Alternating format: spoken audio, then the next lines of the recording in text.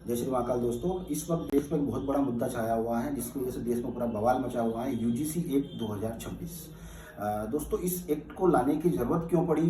इस एक्ट में ऐसा क्या है कि जिसकी वजह से स्वर्ण वर्ग जो है वो प्रदर्शन कर रहा है, प्रोटेस्ट कर रहा है, रोड पर है। आखिर क्या वजह रही इसकी, इसके बारे में हम चर्चा करते हैं। दोस्तों, यूजीसी एक्ट 2016 के बाद में 2026 में इसको कुछ नई गाइडलाइन के साथ में इसको लाया गया है। इसमें equity in higher education regulation 2026 कहा गया है। दोस्तों, इसमें कुछ ऐसे नियम बनाए गए हैं जिसकी वजह से स्वर्ण वर्ग का जो स्टूडेंट है, जनरल कैटेगरी का स्टूडेंट है, उसके साथ में अन्याय होते दिख रहा है। इस वजह से स्वर्ण वर्ग के जो स्टूडेंट्स हैं वो प्रोटेस्ट कर रहे हैं। सीधा सीधा इसमें पहले केवल एससी और एसटी के कैटेगरी के लोग इसमें शामिल थे, बट अब इसमें एसटी एससी के साथ में ओबीसी को भी शामिल कर लिया गया है। तो सरकार का ये मानना है कि एसटी एससी ओबीसी को शामिल करने के बाद बचा केवल स्वर्ण वर्ग है, तो उन्होंने स्वर्ण वर्ग को पहले से ही अपराधी मान लिया है। उनका कहना है, मानना यह है कि स्वर्ण वर्ग ही अपराधी है।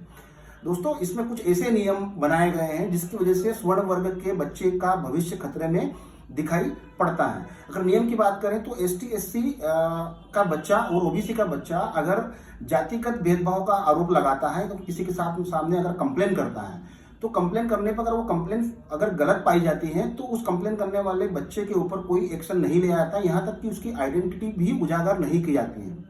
दूसरा ये है कि इसमें जो स्क्वाड बनाया जाएगा, इक्वलिटी स्क्वाड जिसको अपन बोलते हैं, उसके अंदर एसटी एससी ओबीसी और दिव्यांग का प्रतिनिधित्व रहेगा। यहाँ पे ये स्पष्ट नहीं है कि जनरल का प्रतिनिधित्व उसके अंदर रहेगा कि नहीं रहेगा। इसका मतलब ये है कि सीधे सीधे जनरल कैटेगरी के बच्चों के साथ में अन्याय होता यहाँ पे भी दिख रहा है। दूसरा ये है इस नियम के अंदर, तीसरा अगर अपन देखें तो इसमें जनरल कैटेगरी के बच्चों के लिए कोई भी अलग से स्ट्रॉन्ग प्रोटेस्ट सिस्टम नहीं बनाया गया है।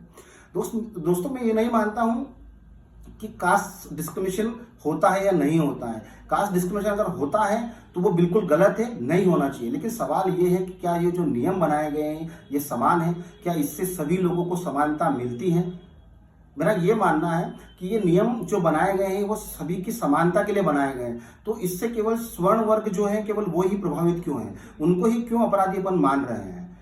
अगर अभी तो फिलहाल की तो ब्रेकिंग न्यूज यही है कि इसके ऊपर जो है सुप्रीम कोर्ट ने भी माना है कि इन नियमों का दुरुपयोग हो सकता है, इसीलिए उन्होंने तत्काल प्रभाव से इसके ऊपर रोक लगा दी है।